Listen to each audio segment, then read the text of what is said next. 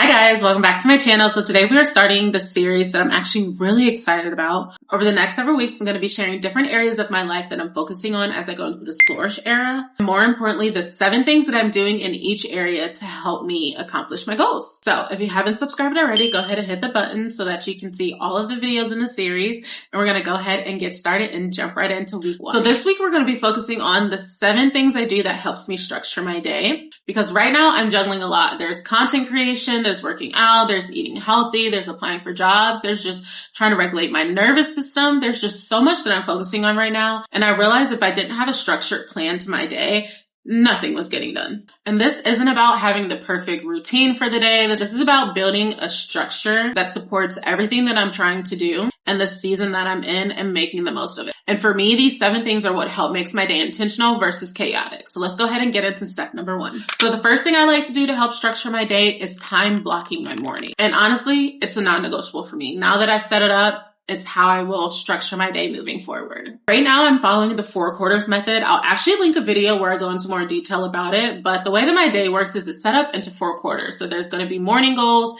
midday goals, afternoon goals, and nighttime goals. And my morning routine is honestly the anchor of the day. It pretty much holds everything together. Having my morning routine be the anchor is so important because it literally is the glue to my day. I pretty much think of my morning routine as my keystone habit. When I complete it, everything else in the day would just fall in line. And I feel accomplished, I feel grounded, and I feel motivated to attack everything else that's on my list. It carries me through the rest of the day. And on the days that I skip it, I notice a difference immediately. My energy feels off, I'm more reactive, and everything just feels like I'm rushing through the day. No matter what, the morning time block is protected, baby. It's sacred. I'm not trying to do everything perfectly. I'm just trying to do everything consistently. So as long as I show up and I do my morning routine, everything else will fall in place. Moving on to step number 2, and that is eating at consistent times. Staying consistent with my eating has honestly been something that I've struggled with pretty much all of my life. And what I realize is that a lot of it has to do with decision fatigue. When I don't know what I'm eating, when I'm eating, I will then just skip meals or I'll just eat whatever that's not necessarily to push me forward for the goals that I'm trying to achieve. So I'm trying to take away the opportunity of that happening by having a plan in place. I schedule times in my day to eat and cook my meals, and I stick to the time slots. I may not always eat the same thing. Like sometimes I'll meal prep, which makes it a lot easier, but there are days where I will still cook my meal and I will plan out what I'm making that day. And even if I've done none of those things, I will still eat at the same time and I follow a structure. I need a protein, I need a veggie, and I need carb, and figure it out from there. But I will eat at the same time and I will eat the same meal structure.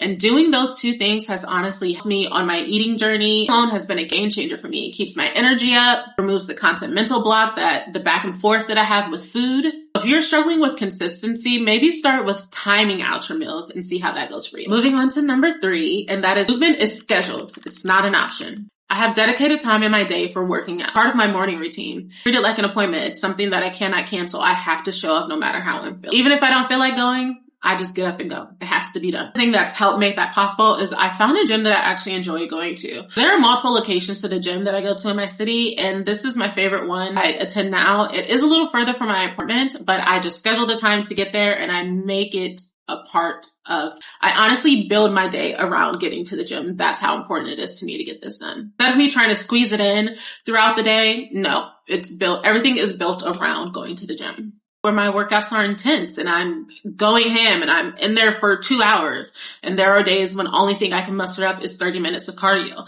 But the point is to be consistent and show up every single day. That is where the results are going to show up. It's important for me to actually make working out part of my schedule and not just an option. And to number 4, and that is setting 3 main priorities of the day. So I used to be someone that had this running list of things that I needed to get done. And while I still have that list of things, because things are always going to need done, my main goal every day is to accomplish my 3 main priorities. And for me, that looks like working out is number 1. In the season of life that I'm in, number 2 is applying for jobs. So I set a number of jobs that I need to apply to every day, and that is my goal. And number 3, it depends on the day. Some days it's all about filming a video. Like today, that was priority number 3 was to film this video. Some days it's just posting the video. Sometimes it's editing. Sometimes it's writing a script. Sometimes it's making a phone call. I just pick 3 things that I need to accomplish every single day. And if I get those 3 things done, I've won the day. And anything else that I accomplish is a bonus. It's all about picking the things that are moving you forward when it comes to your goals. And as long as you are working on that every single day, you're going to accomplish it eventually, right? Your priorities don't even have to look like mine. Your priorities can be something as simple as making your bed, washing your dishes, or folding your laundry, going on a walk. Whatever it is that's going to push you in the direction of accomplishing your goals, that is what your priority needs to be. And it doesn't need to be a running list of 20 things. Pick 3 things a day to get done. And once you've accomplished those 3 things, you've won the day, and anything else is a bonus. Moving on to number 5. And honestly, this one is big, and it is digital boundaries. My screen time is atrocious, okay? Baby, I be scrolling for hours. I be watching recipes. I be listening to people's story times. I be into the socials, okay? And I need to limit my screen time. And that has become one of my main goals for 2026. I started setting boundaries with my phone.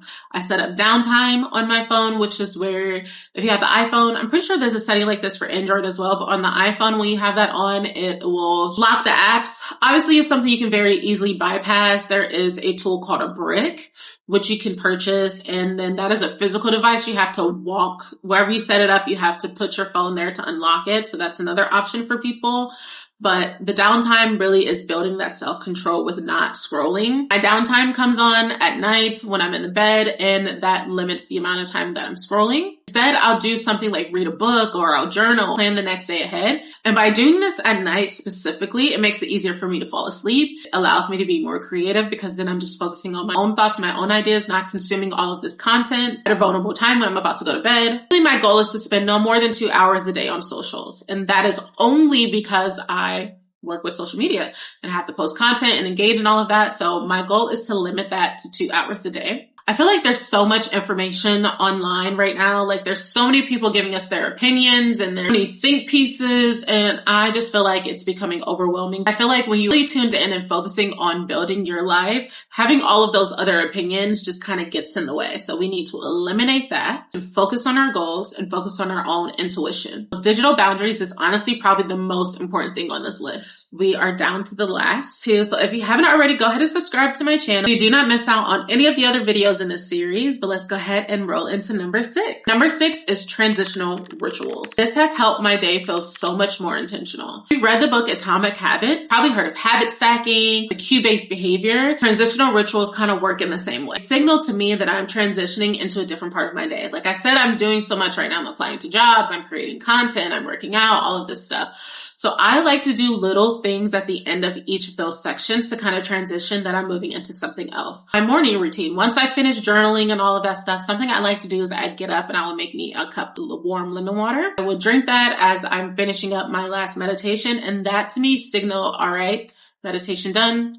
I drink my lemon water. It's time to get up, get dressed, and head to the gym. And after my workout, when I come home, I like to step on my vibration plate. I will respond to emails, and that signals to me, okay, it's time to jump into work mode. I need to shower, get ready, and start the work day. Or when it comes time to me creating content, I like to put on a little vibey music. Usually I'll pull up like one of those YouTube cafe sounds that just feels like I'm working in a cafe. I'll light a candle. I'll do those little things to signal, okay, now it's time to get in my creative mode. These little rituals may seem small, but they are like a mental bookmark for me that I'm transitioning into these different sections of my day. And if you feel like you've been struggling with your structure or just like moving through your day effortlessly, try just a couple of these and see how it changes things for you. And finally, number 7, which is probably my favorite one out of the whole thing, and that is my nighttime wind down routine. I've been trying to wake up earlier every day, so I start to wind down around 7:30, 8 o'clock. By then I've made dinner, I've done my engagement on socials,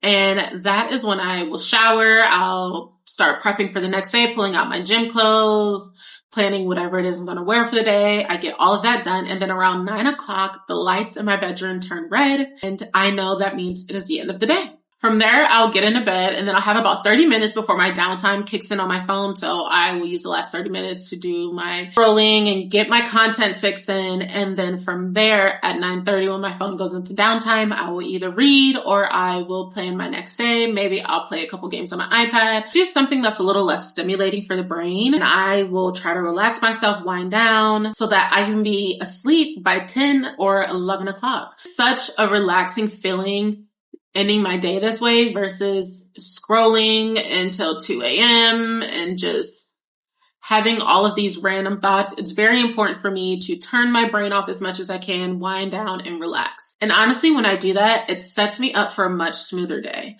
I know we focus so much on how we start the day and our morning routine, but honestly, your night routine is just as important because how you end your day has a lot to do with how you will start your next day. I think it's really important that you build a strong night routine. And honestly, it'd be something as simple as getting off your phone for an hour, turning off all screens, and just reading a book. Something that simple. It could be something as simple as spending 10 minutes writing in your journal before you go to bed. Something to turn your brain off and relax. And that brings us to the end of the video. Those are the 7 things that I do that helps me structure my day. Time blocking my morning, eating at a consistent time, scheduling movement, setting 3 main priorities, creating digital boundaries, using transitional rituals, having an evening wind down. If you found anything in this video helpful, please let me know in the comments. Let me know anything that you may have already been doing or anything that you feel like you're going to try next. Make sure you subscribe so you don't miss out on any of the videos in this series, and make sure you come back for week 2. Let me know if you have any questions, comments, or concerns, and I will see you guys in my next video. Bye.